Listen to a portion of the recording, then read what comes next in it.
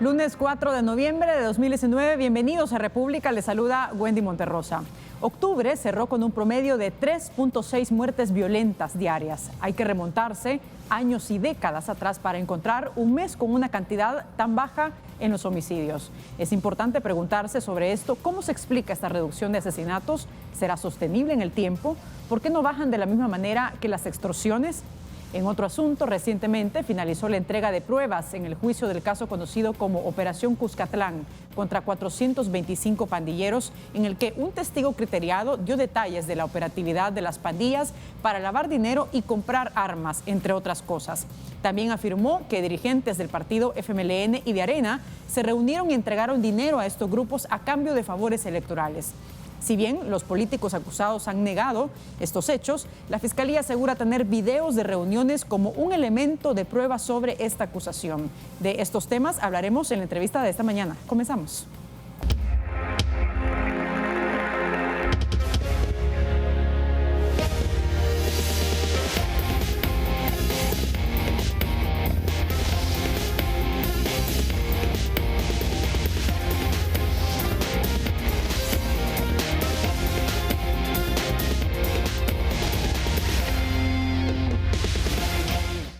Bien, sobre esto, sobre lo que conversábamos esta mañana y la introducción que hacíamos de esta entrevista, vamos a analizar los puntos en materia de seguridad, primero el comportamiento de los homicidios y sobre todo las declaraciones que daba el testigo criteriado. Damos la bienvenida a Denis Muñoz y Osvaldo Fessier, que nos acompañan en esta mañana en el estudio para hablar de estos temas. ¿Qué tal? ¿Cómo está, Osvaldo? Hola, un gustazo estar con ustedes, un gusto poder compartir con todos.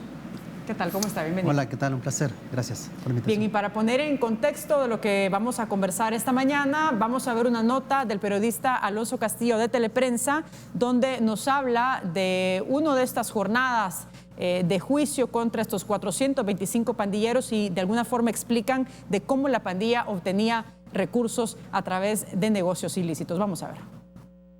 Tras una evaluación de salud, el testigo criteriado bajo el seudónimo de Noé continuó su relato ante el juez especializado de sentencia A. Habló de la operatividad de una de las clicas que opera en Ahuachapán. Parte de las actividades para adquirir esa droga es por medio de la interceptación de la droga en el mar, utilizando lanchas y embarcaciones. Así es, manifestó que habían lanchas propias y lanchas que ellos alquilaban. Aseguró que este grupo delincuencial obtenía aproximadamente $2,000 mensuales solo en extorsión, que después era utilizado para compra de armas. Así es, manifiesta que con el dinero que obtenían de la venta de la droga, iban a adquirir armas al país de Guatemala y a vender droga también. Anteriormente manifestó cuánto era el monto que habían destinado para la contratación de abogados. Noé también confirmó que pagaban $500 por clase a un oficial de la Fuerza Armada para que les enseñara las técnicas de francotirador. Tenían en entrenamiento a un sujeto alias Boxer de la clica Pasadenas, al cual habían encomendado su capacitación o adiestramiento y que este se efectuaba en un polígono de tiro militar. Agregó que en los penales existía un miembro de estas estructuras conocido como Snyder, quien se encargaba de pedir a los demás reos que votaran por el FMLN en las elecciones presidenciales del 2014. Para Teleprensa Canal 33, Alonso Castillo. Bien, muchas gracias Alonso Castillo por esta nota y en parte, bueno, ahí se daban declaraciones de esos testigos sobre la manera de operar de las pandillas, cómo tenían financiamiento y también el vínculo que tenían, de acuerdo a ese testigo, con algunos dirigentes de partidos políticos. Pero me gustaría comenzar un poquito con la situación de seguridad que estamos observando, porque octubre ha cerrado con un promedio diario de homicidios que no veíamos desde hace muchas décadas. Digamos que es importante esta reducción, pero es importante también preguntarse a qué responde esta disminución, qué factores podrían atribuir para que los homicidios estén bajando de esta manera. ¿Cuál es su valoración al respecto? Bueno, desde un enfoque criminológico es interesante cómo ha disminuido de una u otra manera el tema de los homicidios que se estaban dando, sobre todo porque a mí me llama la atención las causas que pueden estar incidiendo en cómo está bajando. Podría decirse de que el gobierno está trabajando por la disminución a través de recuperar el territorio con sus planes de seguridad. Sin embargo, habría que ver si el tema solo de homicidios es el que se está disminuyendo con la presencia de efectivos militares y de la Policía Nacional Civil. Digo esto porque, por ejemplo, en la calle uno escucha de que todavía persisten delitos de extorsión, delitos de robo, entre otros, y el tema pasa porque los homicidios no son los únicos delitos que se puede focalizar en El Salvador. Entonces, creo que habría que cruzar también la información del Instituto de Medicina Legal, los delitos que se puedan judicializar para poder cruzar la información con lo que tenga la misma Policía Nacional Civil. Porque también no podemos olvidar que las fuentes más fidedignas para poder llevar a cabo el tema de un homicidio o el registro de un homicidio es, por ejemplo, medicina legal, con los levantamientos de cadáveres, pero también no podemos olvidarnos de un subregistro que puede existir, o una cifra oscura que puede terminarse también con las desapariciones. Es decir, no en vano, y hemos sabido mediante las noticias de que han existido también cementerios clandestinos y de hecho hasta la misma Fiscalía ha estado presente en esas excavaciones o exhumaciones. Entonces, lo que quiero decir es que también yo no estaría tan seguro de únicamente la versión que me pueda brindar el órgano ejecutivo a través de la dirección de la policía y otras entidades del órgano ejecutivo, sino que también habría que corroborar esta información. ¿Cuál es su postura sobre este comportamiento que estamos viendo? ¿A qué causas cree usted que podría responder? ¿Y se explica de alguna forma como decisión propia de las pandillas de bajar los homicidios o puede responder a otro tipo de estrategia? Mira, yo creo de que en términos generales mi postura es resumir que es difícil dar posturas. El tema de las pandillas siempre ha demostrado ser un tema con orígenes o de carácter multicausal, polifacético, muy resiliente, muy resistente y muy capaz de adaptarse, muy adaptable, muy maleable, con capacidad de negociar con todos los actores sociales, desde lo que tiene que ver con iglesias de todas las denominaciones, partidos políticos, sectores económicos. Venir a decir de que la reducción del tema de homicidios se debe únicamente a un solo factor, como lo es el plan control territorial o los planes gubernamentales, cuando sabemos que los planes gubernamentales precisamente por lo que se han caracterizado es por, en esencia, más de lo mismo. Es difícil decir de que con planes que siempre han estado trabajando en el mismo sentido que el resto de planes, que no han obtenido resultados iguales, ahora se están teniendo resultados distintos y aceptar así tal cual la premisa, yo creo que es difícil tragarse ese bocado.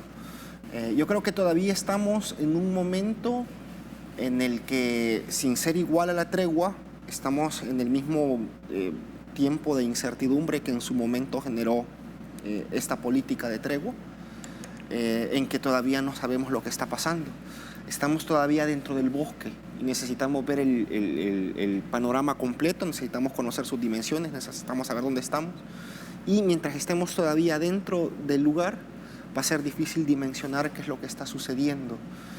Lo que sí te puedo yo quizás decir en mi sentir es que yo veo muy difícil que se deba únicamente a la aplicación del plan control territorial, que al menos desde mi perspectiva no ha sido sustancialmente distinto a lo que han ofertado y realizado partidos como Arena o partidos como el FMLN. Bien, vamos a hacer una pausa, pero vamos a regresar enseguida con este análisis y le damos la bienvenida al otro invitado que está con nosotros también. Son las 6 de la mañana con 44 minutos. Les recuerdo, estamos en las redes sociales para que participe, envíe sus preguntas, sus comentarios sobre el tema que hablamos esta mañana, seguridad. Estamos en la cuenta de Twitter, República 33 TV. Nos encuentra en WhatsApp en el 7318-7627 y también estamos en Facebook como República TV 33. Regresamos.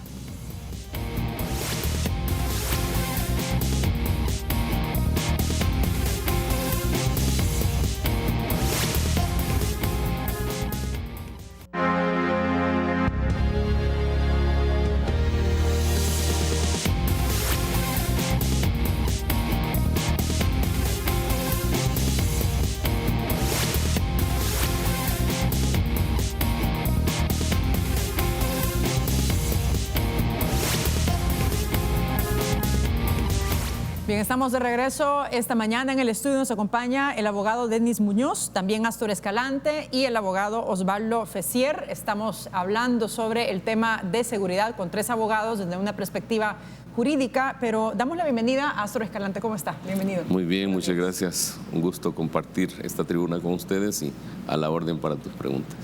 Perfecto. Hemos estado analizando el tema de seguridad y este comportamiento de los homicidios que hemos estado viendo, sobre todo al cierre de octubre, Astor, y cómo esto se compara con otros meses. Definitivamente, hay que decirlo, es un promedio de 3.6 homicidios diarios que no se veía desde hace mucho tiempo. Habría que también explicar y analizar cuáles son las razones que están detrás de este descenso, pero me gustaría que viéramos unas declaraciones del presidente Nayib Bukele en conferencia de prensa sobre este comportamiento en los homicidios. Adelante. Y el promedio que tuvimos en agosto, que fue de 4.3 homicidios diarios, bajó a 3.6. No se puede celebrar tener 112 homicidios, se puede celebrar la reducción. El número de desaparecidos, y eso también lo confirmó el fiscal, se ha reducido un 11%.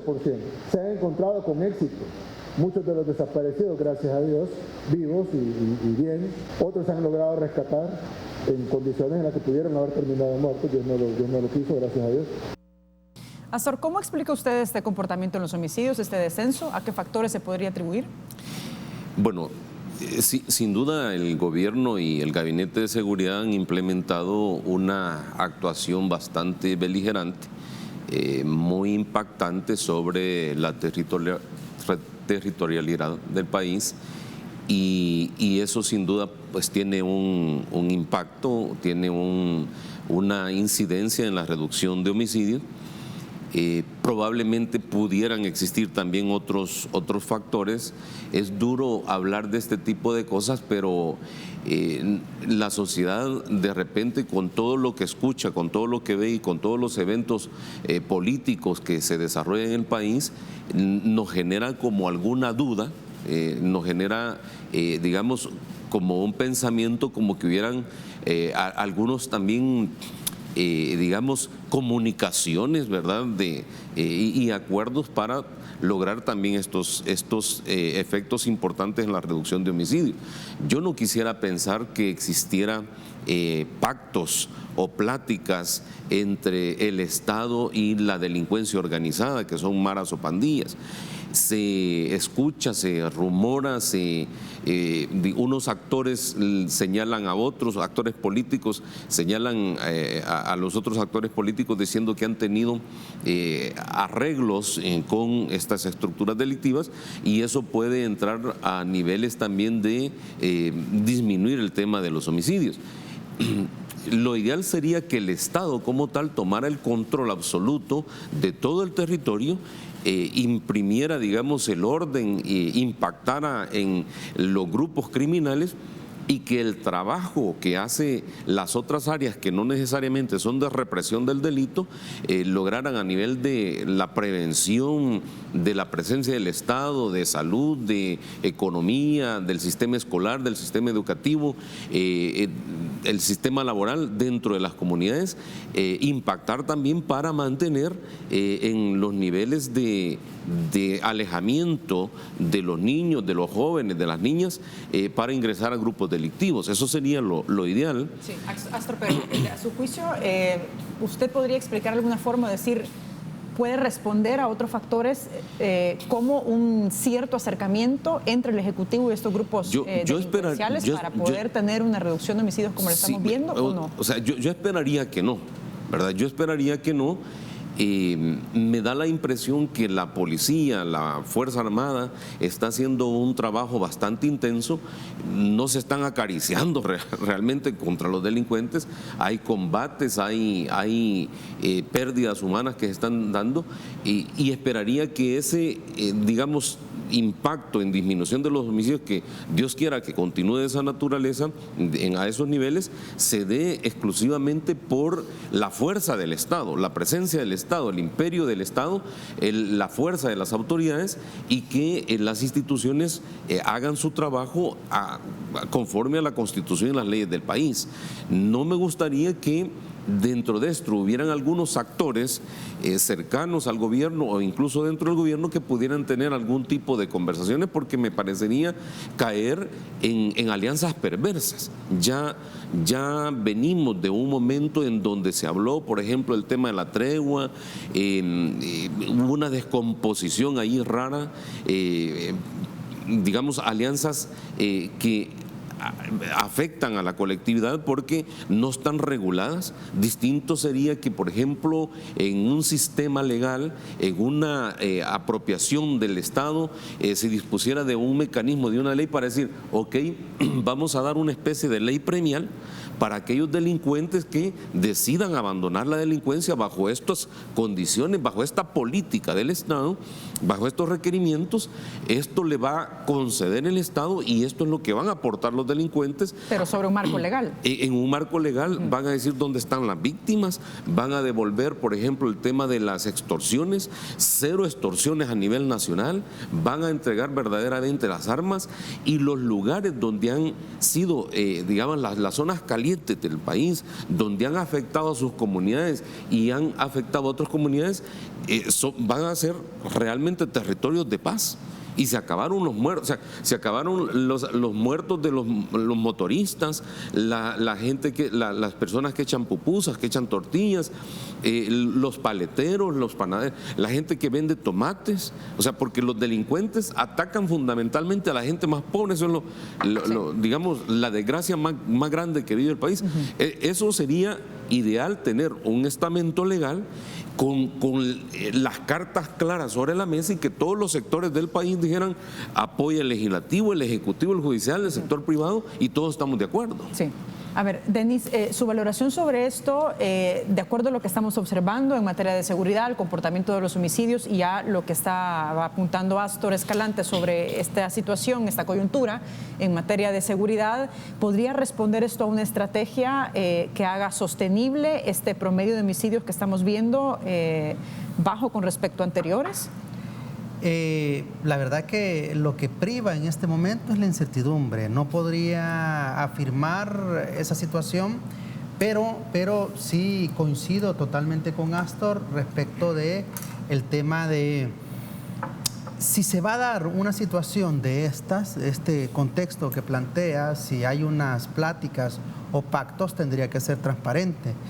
En El Salvador, históricamente, no podemos hablar de que una tregua o un pacto es nuevo. De hecho, si hacemos memoria, hace 10 años, poquito más, ya Cristian Gregory Poveda, el fotoperiodista franco-español que asesinaron en su momento, él hablaba de esa tregua y justamente hablaba de el tema de que pudieran retirarse y que ya no se dieran más un conjunto de delitos. Sin embargo, sabemos el destino que tuvo él, ¿no? Y también el tema es hasta qué punto se puede dar esa clase de leyes premiales o esos pactos, pero sobre la mesa, no debajo de la mesa, como al parecer hasta la fecha se han dado. Lo cierto es que en El Salvador, por esa falta de transparencia de toda la política criminal que se ha venido dando en muchos años, es que no tenemos una política criminal que pueda hacer no solo que disminuyan los homicidios, sino que también que se erradique totalmente cualquier conjunto de delitos que van desde los robos como tal, las extorsiones, entre otros. Osvaldo, su valoración, ¿cuál podría ser sobre esto? ¿Podría ser o responder a una estrategia de las mismas pandillas para evitar la represión o podría estar vinculado a otros factores como una especie de negociación o acercamiento con los grupos pandilleriles para poder bajar los homicidios, como de alguna forma se ha valorado en esta mesa? Sí, yo creo que es absolutamente factible lo que usted señala. Como le mencionaba, las pandillas han demostrado una gran capacidad de articulación y de organización. Se han reunido con actores políticos, se han reunido con los principales representantes de las instituciones políticas más importantes del país. Incluso a ellos les han ofrecido dinero, en los términos que, por ejemplo, narra Nalo de Las Palmas en la pandilla 18, apenas el año pasado, y está narrando Noé para la Mara Salvatrucha, en este caso. E incluso se han observado videos en donde básicamente les están consultando sobre políticas del Estado. Yo recuerdo el video, por ejemplo, en donde un político, un personero importante, una cara muy fuerte del partido Arena, incluso les preguntaba por el nombre del ministro de Seguridad. Entonces, si tú ves una organización criminal que tiene esa capacidad de organización, esa capacidad de incidencia en las políticas, tú perfectamente puedes considerar como factible de que esto sea una coyuntura similar a lo que sucedió en su momento cuando sucedió el tema de la tregua o cuando sucedió el tema de la mano dura. Ya, se organizan mejor, se acomodan a la coyuntura, demuestran resistencia, capacidad de acoplamiento y una respuesta consecuente con todo esto. Esa teoría entonces de debilitamiento de la pandilla que se escucha de algunas gestiones de gobierno con la implementación de ciertos planes, pues no del todo cierto, ¿o sí? No sé si es cierto o no, lo que sí sé es que es difícil de creer. De nuevo por lo mismo, el tema de pandilleril es un tema polisémico, muchos significados, multicausal. No sé qué tanto se han abordado los aspectos causales que están alimentando al tema pandilleril. A final de cuentas, el tema pandilleril tiene mucho que ver con el abandono que tienen las comunidades o estructuras sociales en muchos sectores de nuestro país. Eso no se ha resuelto. Mientras eso no se resuelva, la caja de alimentación que está llenando a las pandillas de personas, de alguna forma de dinero, de necesidades, sigue abierta y ellos pueden seguir tomando eso. Además, un factor que dificulta mucho hacer un análisis preciso de esto es a veces el mismo gobierno, que el tema de las políticas de seguridad, si por algo se ha caracterizado este gobierno, es por mantener bastante el tema del secreto, bastante el tema del silencio, el no hacerlo público, el no hacerlo abierto. Yo creo que este es la primera política de seguridad pública para todos, que se maneja así de secreto también para todos. O sea, no conocemos hasta dónde llega, no conocemos bien las dimensiones de la fase 2, de la fase 3, los actores, en dónde se va a desarrollar, por qué se va a desarrollar ahí, cómo lo planearon, quiénes lo decidieron. Entonces eso no lo conocemos. Sin conocer todo eso, yo creo que es muy difícil hacer análisis a largo plazo o análisis que tengan detalles. Eso vuelve factible, básicamente, cualquier posibilidad como la que usted plantea. Bien, vamos a hacer una pausa, pero regresamos enseguida con más de este análisis. Son las 7 de la mañana con 1 minuto. Les recuerdo que estamos en las redes sociales para que participe desde ya. Sus preguntas y comentarios a nuestros invitados sobre materia de seguridad, República 33 TV. Estamos como en Twitter y también en WhatsApp en el 7318-7627 y nos encuentra en Facebook como República TV 33. Regresamos.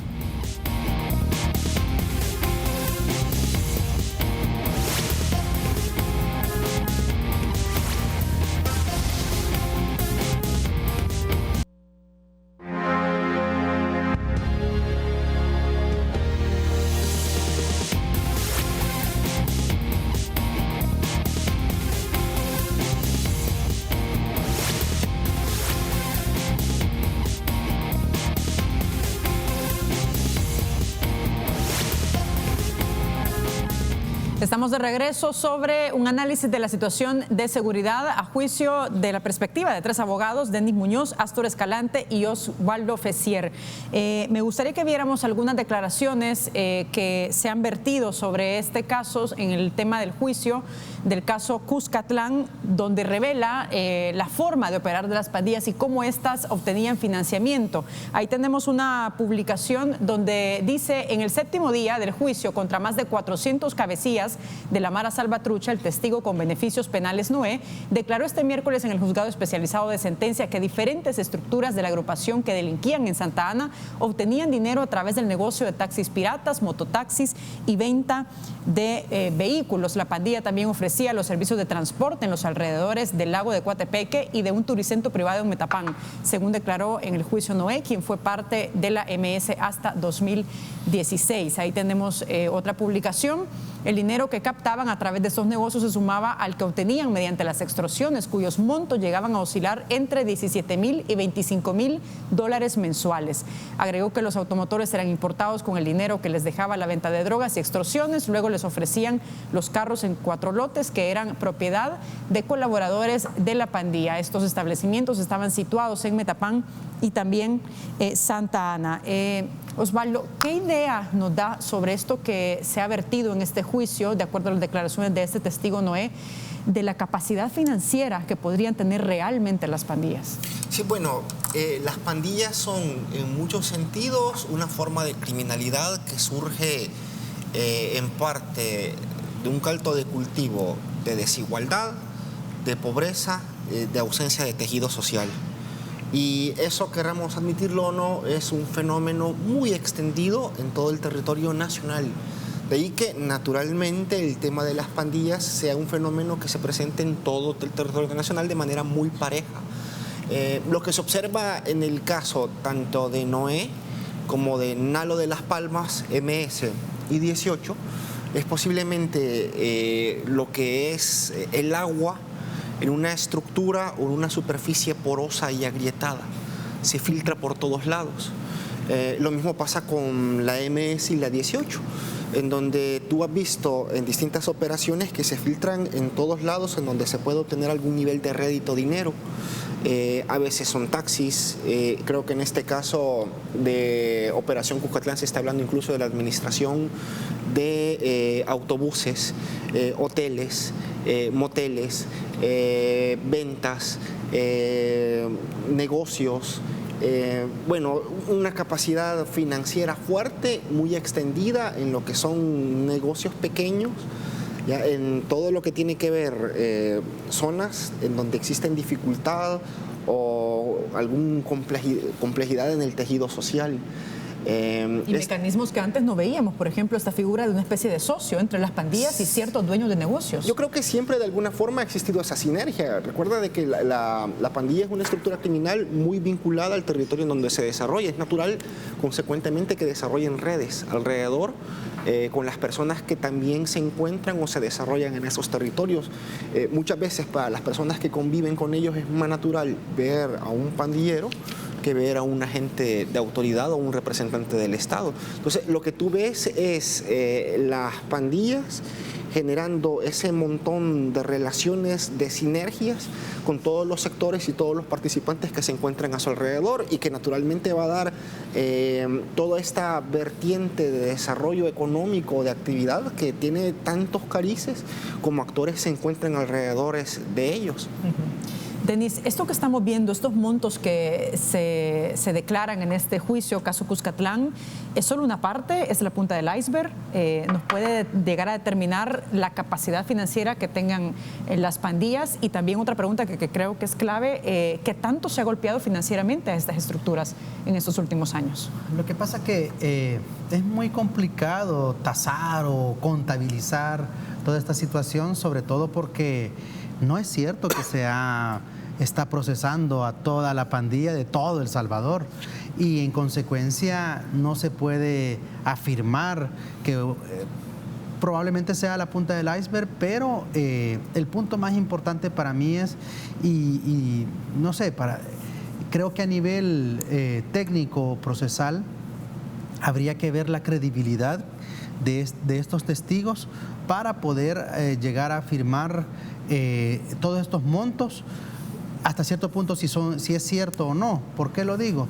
Es que no olvidemos que el testigo criteriado tiene un interés directo para poder salir sin responsabilidad penal o al menos con un beneficio que la misma fiscalía le haya ofertado en su momento y que haya sido avalado por el sistema de justicia.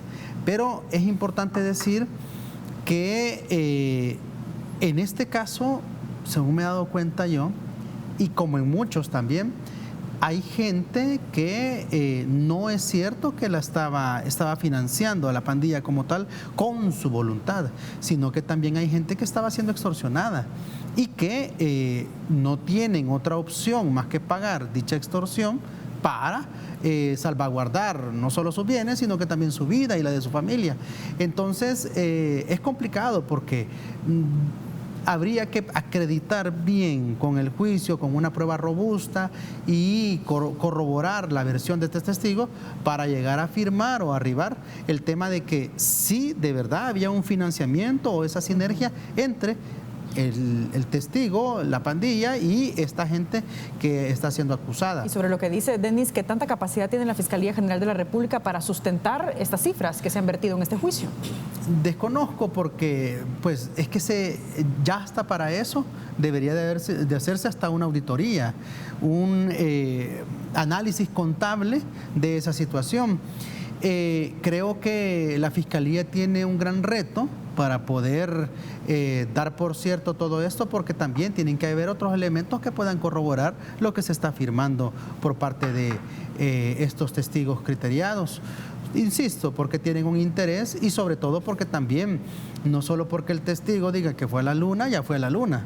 O sea, eso no tiene sentido. Pero creo que por eso el juzgado como tal que está conociendo este caso tiene un menudo trabajo en ese contexto, porque tiene que verificar los elementos probatorios para ver si es cierto, si hay una verdad en todo lo afirmado. Astor, en este juicio contra estos 425 pandilleros, el testigo declaró que obtenían $2 millones mensuales a nivel nacional en concepto de las extorsiones que realizan a las personas, a los negocios, a distintos sectores. Sin embargo, en este juicio no se presentó ninguna víctima de extorsión. ¿Cómo se explica esto? Bueno, no siempre las víctimas de extorsión denuncian la afectación que están sufriendo.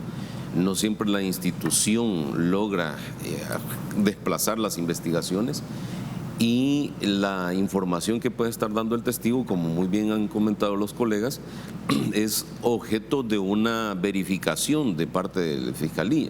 Fiscalía tiene una política de persecución penal, es un documento que elabora el Fiscal General de la República. Y en esa política de persecución penal están los criterios, valga la redundancia, para otorgarle un favorecimiento a un imputado que ha participado evidentemente en la comisión de un hecho delictivo. Por arreglo con la Fiscalía se le otorga ese criterio de oportunidad a cambio de que vierta información y que esa información le satisfaga a la Fiscalía y satisfaga al Estado. Se trata de evaluar objetivamente a ese imputado que está virtiendo la información y ver cuánto gana la sociedad a cambio de perdonarle, por así decir, de premiarle en no procesarlo penalmente por los hechos delictivos que él mismo ha confesado y en los cuales ha participado. Entonces, ahí hay una ponderación que tiene que hacer la Fiscalía, criterios importantes para que sea eficaz la aplicación de esa política de persecución penal y el impacto que va a tener la Fiscalía en la utilización de ese testigo realmente beneficia a la colectividad y no es el revés. Entonces, aquí va a ser, digamos, interesante, importante el análisis que va a realizar el juez del caso, la ponderación, la valoración que le va a dar a todo el testimonio, porque el testigo también ha mencionado otros aspectos, no solo de la delincuencia común y organizada que realizaban afectando a la colectividad, que los muertos, que las extorsiones, que el cómo obtenían el dinero, etcétera, sino la cohabitación con actores políticos y los contactos y las conversaciones con los políticos. Hay videos que se han escuchado, ha manifestado el testigo que él mismo grabó algunos encuentros con políticos, y esta información evidentemente la Fiscalía la tiene que analizar, la tiene que ponderar. El juez va a tener que tomar una decisión sobre esos videos que tanto se han hablado. Salió la comunicación que la Fiscalía había solicitado que no se escucharan, luego hubo una aclaración que el juez había decidido. Entonces el juez tendrá que explicar por qué razón no se han escuchado, no se ha ordenado escuchar esos videos.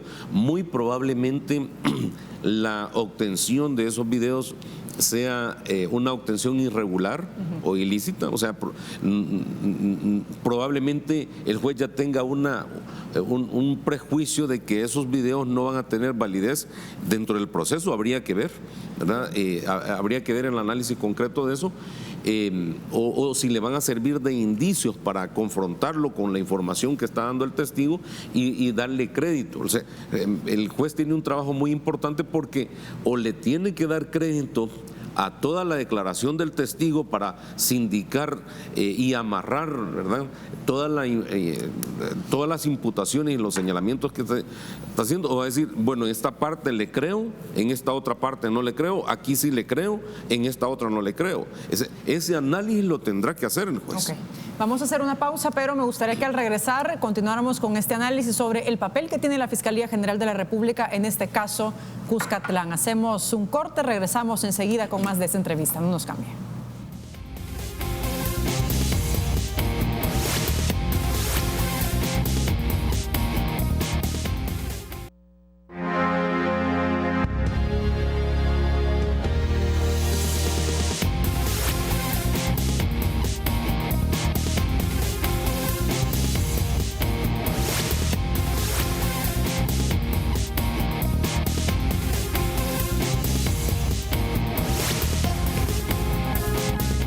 Regresamos esta mañana, análisis en materia de seguridad y las declaraciones que ha vertido el testigo criteriado Noé en este caso del juicio Cuscatlán contra 425 pandilleros. En el estudio nos acompañan 3 abogados, Denis Muñoz, Astor Escalante y Osvaldo Fessier, para hacer esta valoración sobre lo que estamos observando. A ver, ¿qué valor pueden tener, Osvaldo, las declaraciones de un testigo criteriado, por ejemplo, en este caso, un pandillero que ha confesado haber cometido 28 delitos?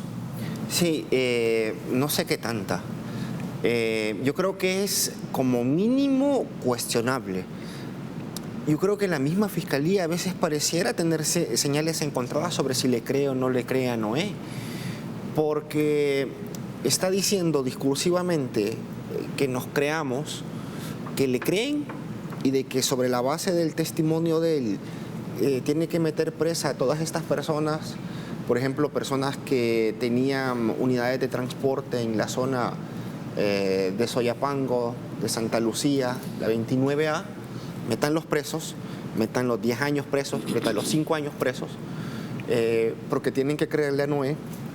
Pero por otra parte, tú ves que Noé dice, mire, hicimos trato con gente de partidos políticos y nos entregaron, creo que por aquí tenía las cifras, 225,000, casi $250,000, $156,500 el FMLN y $69,000 Arena. Pero tú ves que para perseguir a las personas que son políticos o las personas que mencionan, no hace nada, no los persigue. Ahí como que no ha sucedido nada. A pesar de que tienes una ley muy agresiva contra actos de terrorismo, de proscripción de maras, pandillas o grupos de exterminio, incluso extinción de dominio, que ese tipo de comportamientos podrían ser cobijados por estas leyes. Una de dos, o le cree a Noé y sigue a todos parejo, no nada más a los que tienen un bus o un puesto del mercado, sino que parejo a todos, o no le cree y no sé qué tanto mérito pueden tener. Entonces, yo creo que hay una dificultad desde el mismo planteamiento que hace la Fiscalía General de la República o el fiscal general, en eso de ser selectivo. Para estos casos sirve, para estos no. Una de dos, o no le creen mucho, o la Fiscalía está siendo selectiva. Yo no sé cuál panorama pueda ser peor de los dos. A ver, ¿qué tipo de beneficios judiciales le podría otorgar la Fiscalía General de la República a este testigo y hasta dónde jurídicamente llegan esos beneficios para una persona que ha cometido varios crímenes? Bueno, sin duda, la doctrina llama como testigo premial o testigo criteriado a aquella persona que está confesando delitos de haber participado y que para salir exonerado, o sea, para que ya no vaya a la cárcel, pueda otorgársele, pero tiene que servir como testigo en contra de otros acusados. En relación a eso, creo que es importante mencionar que si bien es cierto, es muy compleja la investigación, tal pareciera que este testigo que está señalando a todas las personas era omnipresente y también era el que tenía el control de todo. ¿Por qué lo digo? Porque él empieza... Y tenía una memoria exacta también, porque se podían los nombres de todos los pandilleros. Y también, y los datos exactos, como que hubiera sido un contador de un empresario para poder afirmar todo esto. Y bueno, en relación siempre a lo que decía Osvaldo, es bien interesante porque se habla de un monto determinado que fue ofertado o que fue otorgado por los políticos, pero también con las otras víctimas, con los otros acusados. No se habla de montos específicos para poder determinar la responsabilidad de aquel financiamiento hacia la pandilla. Y sobre todo porque siempre en derecho tiene que establecerse un dominio del hecho. Es decir, aquella conducta que puede encajarse como delito. En este caso particular, yo todavía no la veo. Aquellos delitos que puedan ser señalados por parte de este testigo de manera clara y precisa en contra de los 400 y fracción de personas acusadas, más allá incluso de que sean pandilleros o estén tatuados o lo que sea. A mí no me interesa eso, porque todavía no estamos en un delito persona, sino un delito conducta o acto. Y para terminar, creo que a mí lo que me deja sin sabor, soy franco, es el tema de que siempre que se involucra a políticos o a expresidentes o a exfuncionarios públicos, es interesante cómo nos recordamos de la presunción de inocencia, de todos los elementos probatorios, del debido proceso, pero realmente ¿cuántas personas han sido acusadas y también condenadas injustamente con esta clase de procesos y con esta clase de testigos? Me refiero a testigos criteriados, es decir, miles de personas tenemos en las cárceles que han sido condenadas con esta clase de testigos. Entonces, y que les ha merecido credibilidad para los jueces, más allá del criterio o de la decisión que hayan tomado judicialmente con mérito de la prueba. Entonces a mí me complica o me genera ese sinsabor o inconformidad, porque en realidad del debido proceso nos deberíamos de acordar de todos, incluyendo de la gente que está a pie, no solo cuando están señalados y supuestamente investigados y no acusados los políticos. Sobre esa diferencia que usted establece, Denis, me parece importante, Astor, preguntar, porque hasta el momento la Fiscalía General de la República no ha llamado a estos políticos que han sido denunciados con vínculos con pandillas, haber negociado, haber entregado ciertas cantidades de dinero, al menos hasta lo que se conoce, y la Fiscalía ha iniciado una investigación. ¿Por qué no lo ha hecho hasta el momento? Bueno, yo creo que el Fiscal General de la República está esperando que el testigo criteriado virtiera toda su declaración.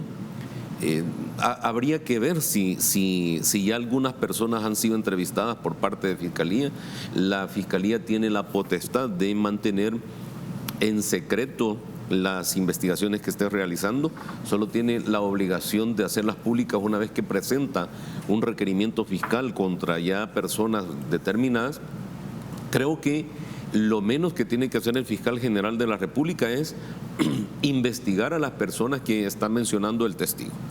O sea, yo creo que es clave, es importante que lo haga el Fiscal General de la República para definir si han participado en hechos delictivos, sí o no, si sentarse con pandilleros y hacer pláticas y conversaciones incurre en la comisión de un hecho delictivo. A mí me parece desagradable, por supuesto, que hayan políticos de cualquier color político o pensamiento ideológico que se sienten con altos líderes de las maras o pandillas a hacer conversaciones, a hacer especies de tratos. Y aunque la pura sentada, por así decir, y la pura conversación en sí no pudiera constituir un hecho delictivo, habría que analizarlo desde la perspectiva de la ley especial contra actos de terrorismo, habría que analizarlo contra tipos penales específicos del Código Penal, habría que hacer ese análisis de teoría del delito, pero aunque no estuvieran cometiendo hecho delictivo en esa sola conversación, la Fiscalía debe de hacer esas investigaciones, y a mí en lo personal me parece desagradable porque se maneja un doble discurso. O sea, por un lado estás diciendo como funcionario que estás en contra de la corrupción, estás en contra de la delincuencia, que debemos de combatirlo, y por otro lado te estás sentando con delincuentes y los delincuentes te están condicionando, a tal punto de decirles qué les parece fulano de tal como ministro de seguridad, por ejemplo, o ayúdenme allá en este sector para que mis seguidores vayan a votar, incluso ayúdenles para que voten por mí o por nuestro partido.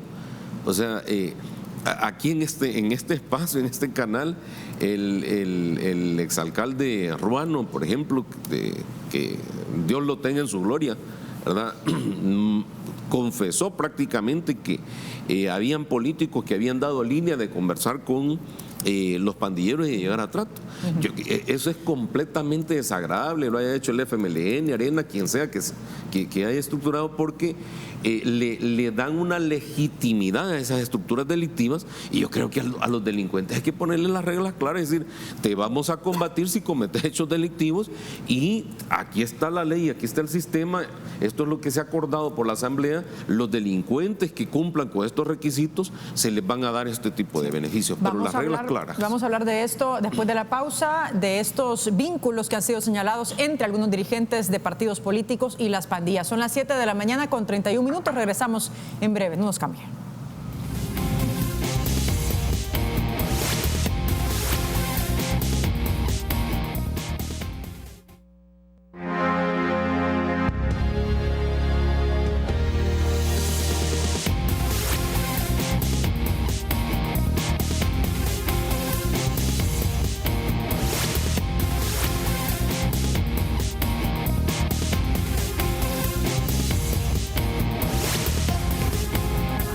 Bien, estamos de regreso esta mañana hablando sobre la situación de seguridad y el caso Cuscatlán, de acuerdo a las declaraciones que han sido vertidas en este juicio, que ha sido pues bastante largo, donde este testigo ha dado varios elementos sobre cómo opera la pandilla MS-13, la estructura que tiene, cómo se financia y los vínculos que a juicio de él han tenido algunos dirigentes de los partidos políticos con las pandillas, sobre todo en procesos electorales. Y sobre esto me gustaría que viéramos unas declaraciones de Norman Quijano, expresidente de la Asamblea Legislativa, sobre este tema, pero vamos a verlas más adelante. Osvaldo, ¿cómo debería actuar la Fiscalía General de la República en este caso sobre estas declaraciones que se han dado y estos vínculos que han tenido estas pandillas con políticos, de acuerdo a lo que dice ese testigo? Pero me gustaría que viéramos en este momento las declaraciones de Norman Quijano al respecto. Adelante.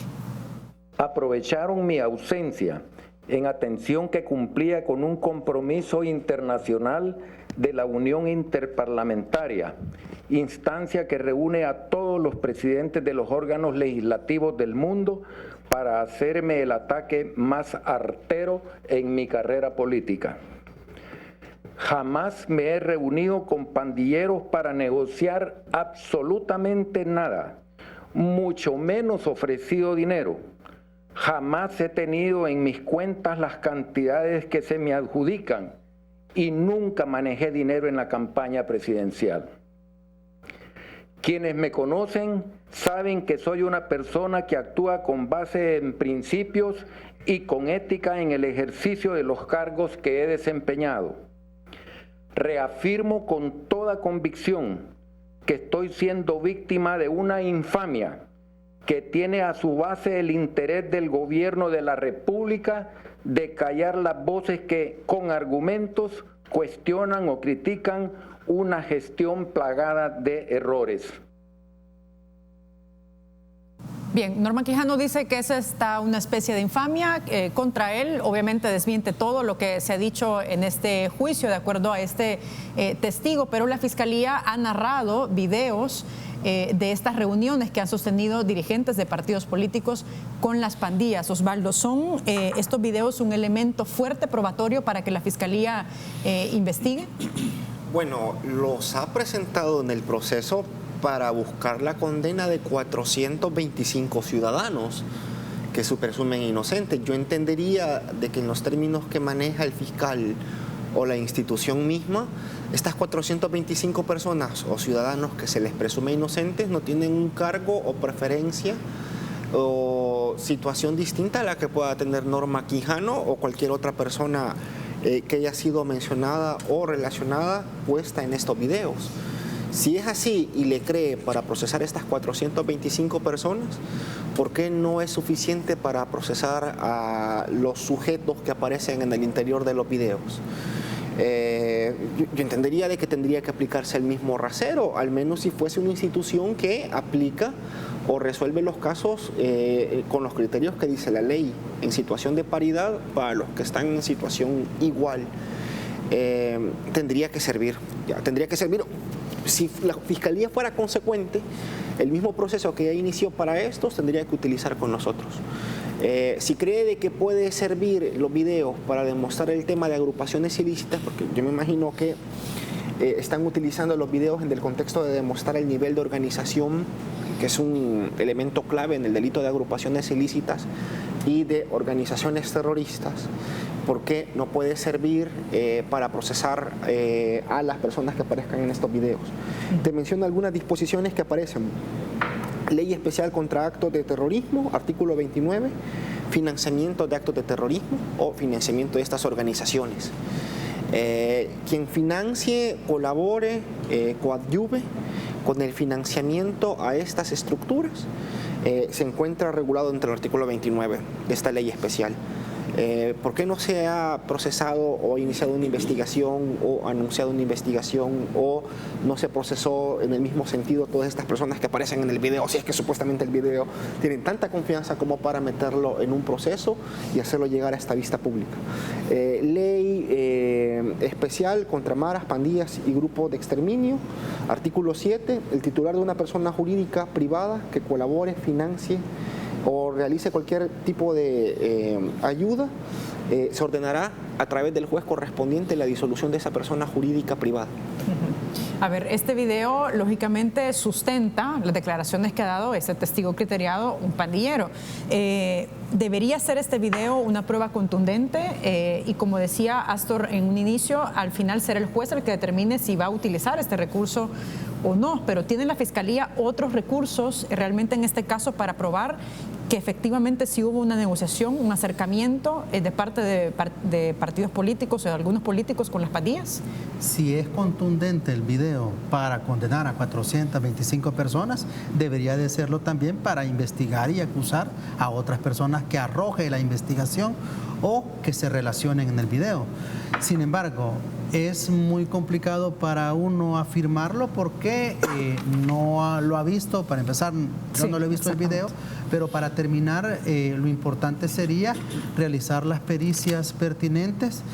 Yo en lo particular he tenido casos en los tribunales donde he solicitado peritajes de que se pueda verificar primero si se ha respetado la cadena de custodia de dicho video. Segundo, si se ha realizado en legal forma el vaciado por los peritos o expertos del dispositivo, sea teléfono o cámara de video, para poder verificar si este video es contundente. Y esto es importante porque recordemos que la prueba debe de ser legalmente incorporada en un proceso penal. Más allá de lo que veamos en los medios de comunicación, que es muy válido, perfecto, pero para buscar una verdad formal y real también en un proceso penal es necesario realizar las pericias pertinentes.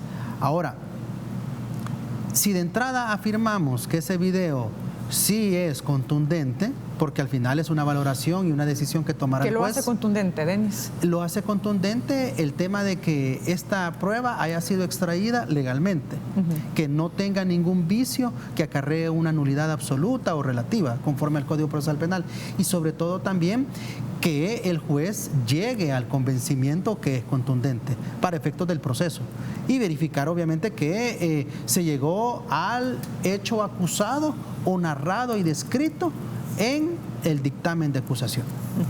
Astor, su valoración sobre esto. Sí, bueno, hay disposiciones ya en el Código Procesal Penal sobre el tema de prueba digital. Los conocedores de este tema le mencionan como prueba digital, prueba electrónica, prueba informática, diferentes términos que implicaría la obtención, por ejemplo, de evidencias de una tablet, de un teléfono celular, de una computadora, de comunicaciones electrónicas, y ese análisis evidentemente el juez lo tendrá que hacer, pero también el Código Procesal Penal establece un sistema de valoración de la prueba que se le llama la sana crítica racional, que está compuesta de los elementos de la lógica, la experiencia común, el sentido común, y ese análisis tendrá que hacerlo el juez. Pero creería yo que el juez solo tiene evidentemente la información que en este momento se le está volcando, produciendo, vaciando en este proceso. Hay otros videos que están allí en el internet que andan circulando, ¿verdad? Que se mencionan, donde hay otros actores, y tiene la facultad la Fiscalía General de la República de recolectar toda esa información, hacer su propia valoración, su propio análisis y decir, bueno, voy a tomar la decisión de investigar a fulano, mengano, sutano, que son mencionados en esta investigación. Voy a hacer mis conclusiones y si hay hechos delictivos los voy a presentar ante los tribunales de justicia. Se miraría muy mal la Fiscalía General de la República si para unos delincuentes o presuntos delincuentes o señalados utiliza la información que se está planteando y se va con toda la hazaña contra esos acusados, y otras personas que pudieran haber sido mencionadas por el mismo testigo, por ejemplo, el mismo testigo Noé, se les trata con paños tibios.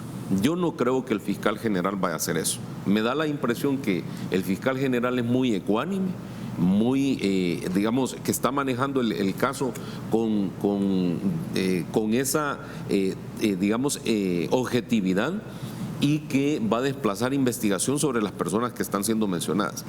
Y el juez evidentemente tendrá que hacer una ponderación de esa información, y si el juez detecta que hay otras personas que presuntamente cometieron hechos delictivos, deberá certificar a la Fiscalía General de la República para que la Fiscalía desplace la investigación del caso contra esas otras personas. Ok, vamos a hacer una pausa, regresamos con la última parte de esta entrevista, así que no nos cambie.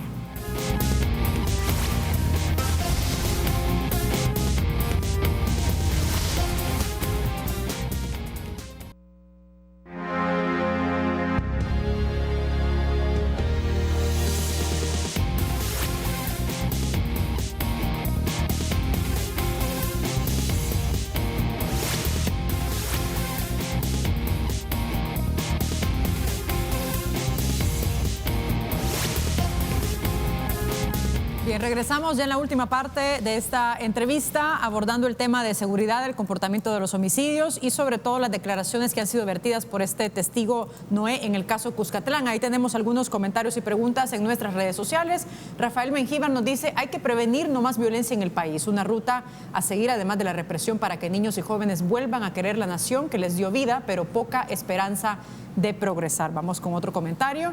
Dice, no se puede omitir la realidad de las desapariciones, extorsiones y desplazamientos, situaciones del diario vivir del que poco o nada se dice. Vamos con otro más. Fausto Sorto dice, les recuerdo que el plan control territorial le faltan varias fases. De momento se desarrolla la fase 1. Considero que los resultados son muy buenos y que se debe colaborar para lograr tener un país en paz y con trabajo. Vamos con otro más. Oscar López dice, tanto el gobierno en turno como los del pasado han hecho elogios de la reducción de homicidios, pero ¿a dónde quedan las cifras de desapariciones, desplazamiento forzado y extorsiones? Bien, sus comentarios, Denis. Bueno, ya lo mencionaba al principio, el tema de las desapariciones forzadas, los desplazamientos también de los territorios, de las extorsiones. Creo que en un ámbito criminológico siempre es necesario tratar de hacer un análisis holístico del tema, sobre todo porque la criminología como tal se nutre de estadísticas también, y si las estadísticas no están arrojando otros elementos, como por ejemplo el mismo cruce de información que podíamos estar hablando de diversas instituciones, creo que podría enriquecer más una versión o una posición gubernamental para poder decir que sí ha existido una reducción de homicidios y que en consecuencia pues vamos rumbo a una paz social, pero eso está a prueba, está por verse al final, y que lo veo lejano de momento, porque no solo tiene que darse un tema de represión, sino también una prevención de delitos que puedan generar un nicho de pacificación en todas las comunidades. Osvaldo. Su valoración. Sí, mira, yo creo que en términos generales los comentarios son muy acertados. El fenómeno de la delincuencia es un fenómeno que se puede expresar en tantas vertientes, en tantas formas delictivas. El tema de las extorsiones nadie las ha medido para ver si han disminuido o no. El tema de las desapariciones nunca ha sido un fenómeno que se le ha dado suficiente énfasis. De hecho, no hay forma de diferenciar las desapariciones que efectivamente se deben a razones ilícitas de las que proceden precisamente por hechos delictivos, homicidios, el tema del desplazamiento forzado. No sabemos realmente en lo que estamos, porque no sabemos si estamos auténticamente en una situación de éxito del plan control territorial o si lo que tú estás viendo es una mutación de la forma de delincuencia a quizás mecanismos que sean más lucrativos. Dios no quiera que lo que esté pasando es una reducción de homicidios por estarse peleando entre ellos, y lo que mejor han decidido es dedicarse a los rubros más lucrativos. No es, por ejemplo, te menciona de que ellos han tenido vínculos o relaciones en temas con grupos delincuenciales tan organizados y fuertes como los Zetas de México, que están metidos en rubros delictivos como trata de personas, narcotráfico y el tema del narcomenudeo en el país. Si eso es así, ya es muy difícil decir de que el plan control territorial y la disminución de apenas un indicador son efectivos elementos para decir que estamos ante una situación diferente o distinta. Denis, ya para ir finalizando en ese tema de los negocios o los vínculos de pandillas con ciertos políticos y el dinero que presuntamente políticos entregaron a las pandillas, ¿se puede ver que los pandilleros han obligado a los políticos a que les entreguen dinero por tener control en los territorios, o es que realmente algunos partidos políticos han visto una oportunidad de acuerdo a la estructura que tienen las pandillas para poder ganar votos? De ser cierta una u otra, creo que es grave la situación, sobre todo porque, bueno, se podría encajar en delitos como actos arbitrarios, incluso fraude electoral, ¿por qué no decirlo? Si se está pidiendo votos a cambio de dinero. Y bueno, la misma diferenciación que se hace entre cómo se investiga o cómo se inicia una investigación en contra de un político es muy distinta a una persona de a pie común que pueda, que al final le van a botar la puerta rápido o en flagrancia le capturan por todo y por nada, y ocurre que con el político lo están pensando todavía, reflexionando.